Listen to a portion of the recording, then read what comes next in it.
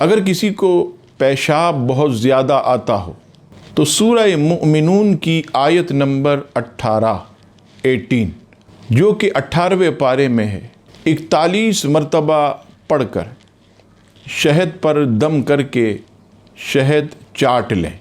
مریض کو کوئی اور بھی دم کر کے یہ دے سکتا ہے، انشاءاللہ پیشاب اپنی نارمل حالت پر آئے گا۔ اسی طرح یہ بچے جو ہوتے ہیں بستر پر پیشاب وغیرہ کرتے ہیں تو ان کو بھی آپ دم کر کے شہد چٹائیں۔